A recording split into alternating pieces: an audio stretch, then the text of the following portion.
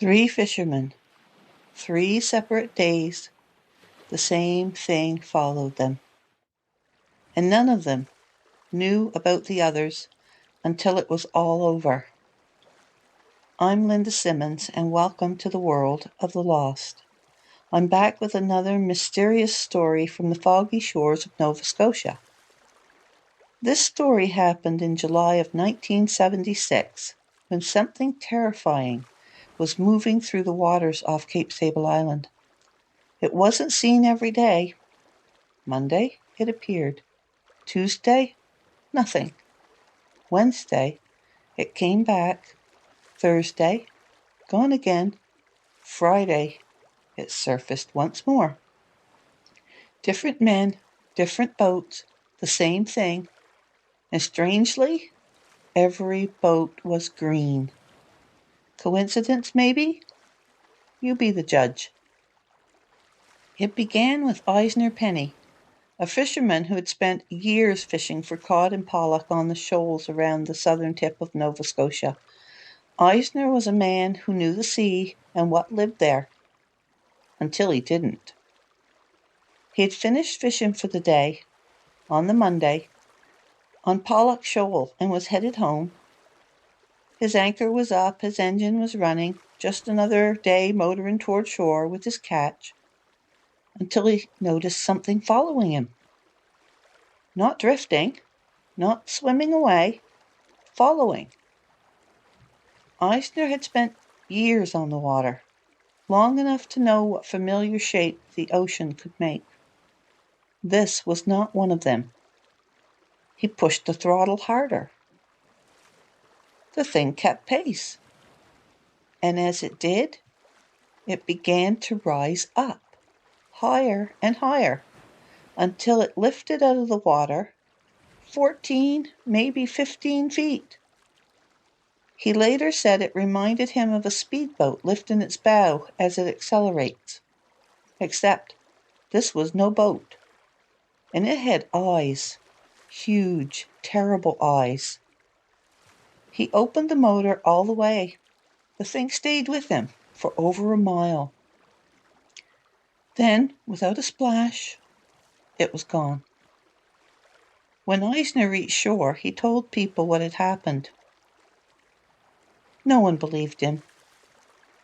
2 days later, without ever hearing Eisner's story, Keith Ross and his 17-year-old son Rodney set out for the same shoal. They worked their fishing lines, loaded up with about 500 pounds of fish. Then the tide turned. Time for lunch. Keith went below deck. Rodney stayed up on top, testing a new rig, one designed to keep bait near the bottom in a running tide. At first, it worked perfectly. Fish on every cast. Then, nothing. Not a bite, not a nibble, not a movement. As Rodney would later say, it was like the ocean had gone empty. Reeling in an empty line, Rodney glanced toward the stern. Something caught his eye. At first it looked like drifting debris. Then he heard it. He kept watch. And then he saw the eyes. They sat high on its head, like an alligator, but enormous. The size of saucers, maybe even dinner plates. The creature moved slowly, creeping, scanning, looking around. Rodney called his father. Together, they watched it. 15 minutes. It moved to the east, then to the west. Back and forth it went, as though it was searching for something. And all this time, it showed no interest in them. It was getting closer, and they could see details now. The top of its head was marked, encrusted, scarred, rough, with growth like barnacles or coral. Then something changed. On one pass, it stopped, turned, and looked directly at them, close enough that they could see the red in its eyes. And it didn't move. It just stared. Keith made a decision. It was time to leave. The motor started on the first try, but the creature did not break its gaze. It was still watching Rodney. Then suddenly it moved, and it came forward toward the boat fast, rising up out of the water as it did, higher and higher, just as Eisner had described. Its mouth opened, rows of teeth, 2 long teeth like tusks. It was coming straight for them. And Rodney ran forward. Keith held steady, waiting until the creature was too committed to its direction to turn. At about 20 feet, he gunned the motor. The boat surged forward, and behind them the creature passed, clipping the stern of the boat. 50 feet long, gray-black, covered in carbuncle growth. And then, gone. No splash, no wake, nothing. They didn't move. Not right away. They just sat there, stunned, trying to understand what had just happened. Then, whoosh, whoosh, whoosh. That sound again. This time, they hauled the anchor, and they headed for another boat, about a mile away. That boat was Eisner Penny. Rodney tried to warn him. Get out of here. There's something out here. Eisner didn't hesitate. You don't have to tell me what you saw, he said. I saw it Monday. Eisner pulled anchor and his fishing lines, threw his gear onto the floor, and both boats ran for shore.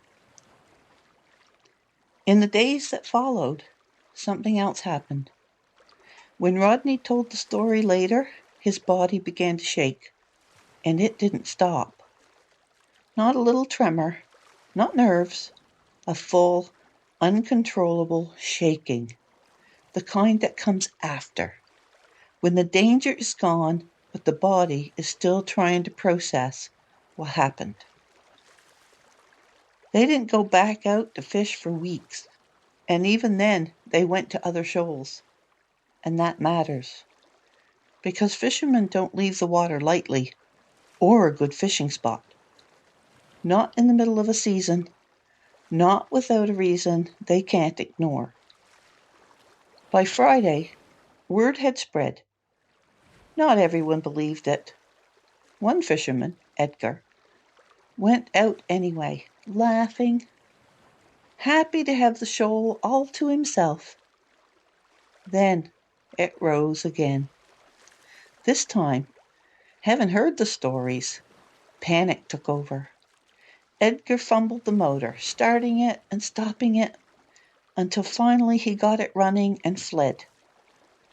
But he forgot to haul anchor and tore the rail off his boat as he escaped. Not long after, Rodney was called over by 2 retired fishermen sitting on the steps of an old bait shed. They asked for his story. They listened, didn't interrupt. They didn't laugh. When he finished, one of them spoke. Back in 1934, 2 fishermen from Southside were chased ashore by something that came up out of the sea. Rodney would later say, if it wasn't for my father that day, I wouldn't be here.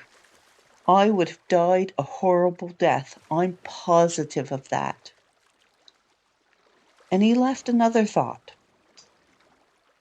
Who would ever believe fishermen got eaten by a sea monster? If they found wreckage, they'd say a steamer hit them. Nobody would ever know what happened.